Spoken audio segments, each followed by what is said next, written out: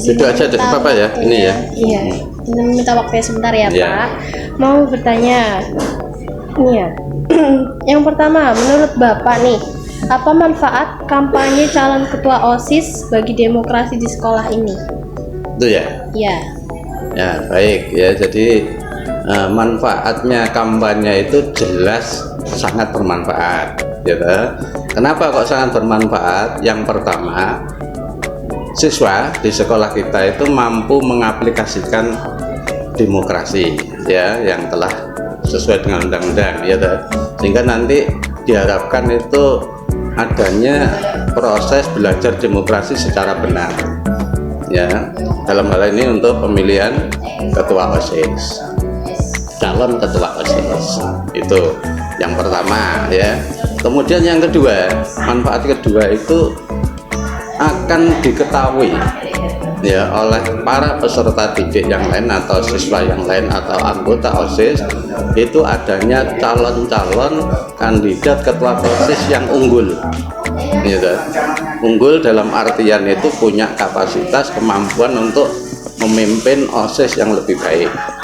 Itu ketiga, yaitu akan dari calon-calon kandidat itu akan diketahui oleh semua siswa OSIS ya, peserta yang dalam kampanye itu munculnya visi misi dari para kandidat ya, program-program yang rasional ya menurut mereka, yang tentunya tidak bertentangan dengan Pancasila dan Undang-Undang Dasar 45 ya.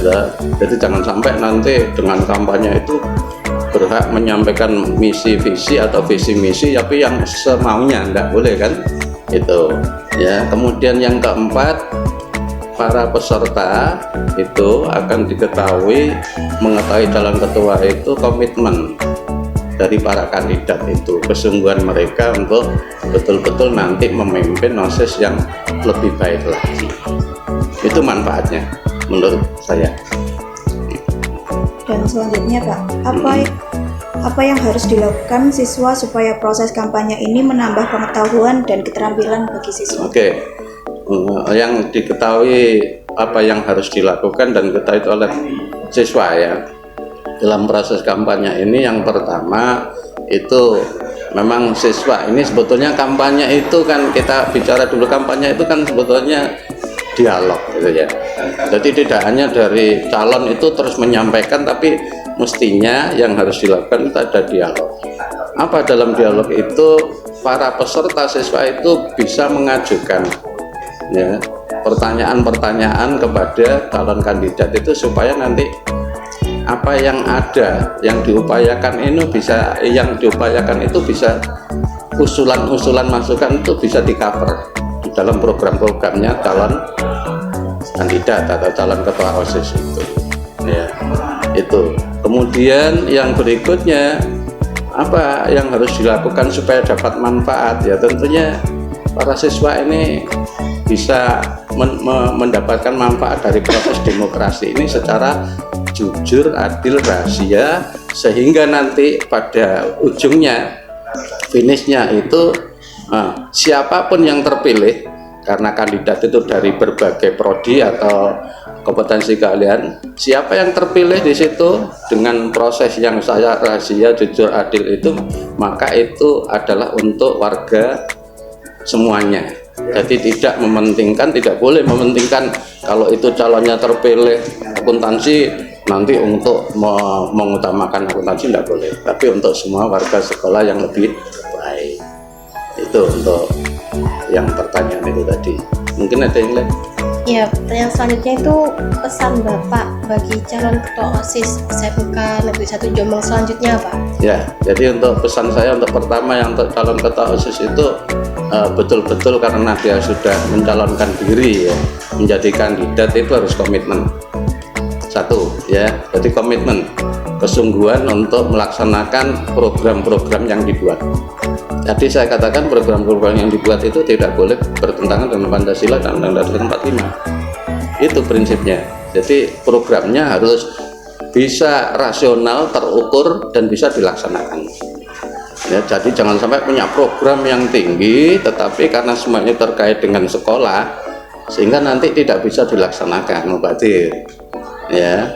Jadi programnya yang sampai hari ini diakomodir apa sih dari teman-teman itu, usulannya apa, itu harus nanti calon ini harus mengakomodir programnya itu, kemudian disampaikan dalam rapat tim pengurus inti, diajukan kepada atasannya yaitu Wakasek, kemudian nanti mungkin lanjut kepada kepala sekolah dan disetujui. Jalan bagus gitu. Itu untuk Calon ya. Nah, pesannya Bapak untuk para peserta pemilihan kampanye kemarin. Nah, para peserta tadi mungkin sudah saya sebutkan ya. Jadi peserta ini dengan calon dengan adanya proses ini hendaknya melaksanakan dengan baik.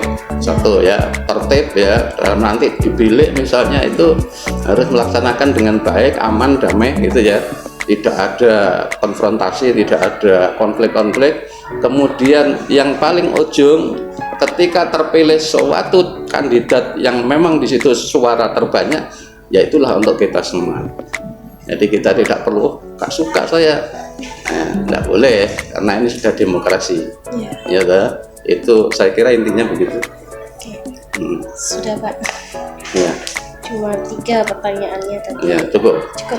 Ya, terima kasih Ya, atas apa yang kamu upayakan untuk saya bisa diwawancara. Ya. Saya memilih calon ketua OSIS adalah saya lebih belajar pada nomor 3 ya, karena kan visi misinya itu mengenai kewirausahaan. Tidak mudah bagi seorang pemimpin menggerakkan rakyatnya atau anggotanya agar memiliki jiwa kewirausahaan yang tinggi. Apalagi Kak Tiara harus membimbing para anak-anak dari zaman milenial yang mungkin kebanyakan tinggi gengsi untuk berwirausaha. Dan saya rasa Kak Tiara berani untuk men-challenge dia sendiri, apakah saya bisa mendidik para siswa-siswi untuk memiliki jiwa kewirausahaan. Dan saya suka dengan visi misi berikan karena Kak Tiara mengambil visi misi yang berbeda dari pemimpin-pemimpin lain yang dimana dominan itu kepada kedisiplinan dan lain sebagainya. Tapi ini dari kewirausahaan. Alasan Kak Tiara kewirausahaan adalah menarik. Mengapa pemilih itu adalah karena Kak Tiara memiliki potensi pada diri. Kak Tiara yakin bahwa dia bisa mengembangkan potensi yang besar. Iya. Untuk pertanyaan terakhir, jika dalam satu kelas ada pemilih yang berbeda pendapat saya, jika ada perbedaan pilihan sudah yang wajar ya Kak, karena setiap orang memiliki hak untuk bersuara masing-masing. Dan jika tidak ada hak, itu memaksakan seseorang memiliki pilihan sesuai dengan pilihan kita. Jika di kelas saya terjadi itu dan sampai beberapa berbicara, upaya saya untuk menanggulangi masalah tersebut adalah saya akan berbicara secara perlahan-lahan, tapi buat kelas saya untuk memberikan pengertian bahwa kita tidak boleh sepecah belah hanya karena satu masalah yang sepele itu beda pilihan. Kita juga tidak ada pilihan, kita memaksakan seseorang untuk dengan pilihan sesuai kita. Karena kalau tidak sehari-hari otomatis daripada nanti ketika sudah diberes dan ada yang itu tidak sesuai dengan kita, kan ketika kita menjalankan aturan yang dibuat kita tidak ikhlas, kita tidak suka. Jadi saya akan memberikan pengertian secara perlahan-lahan, memberikan pengertian itu menurut saya secara bagaimana teman-teman saya bisa menerimanya, mungkin secara tegas atau bisa secara bercanda, karena begitu cara teman-teman saya bisa menerima pendapat dari orang lain. Nah, minta izin waktunya sebentar untuk saya wawancarai. Nah, boleh perkenalan dulu namanya? Perkenalkan, nama saya Nadia Erlina dari 10 akuntansi 3. Oke, nah menurut kakak nih, apa yang paling berkesan pada kampanye Senin kemarin? Yang paling berkesan adalah saat waktu sesi tanya jawab. Ya. Ya, oke. Apa landasan kakak untuk memilih calon ketua OSIS? Karena memiliki jiwa kepemimpinan yang tinggi, disiplin, serta tanggung jawab terhadap programnya. Kita lanjutkan untuk bertanya kepada teman kita yang bernama Clara Indriani dari kelas 10 D1. Baik, izin bertanya ya Kak. Apakah yang paling berkesan dari proses kampanye itu?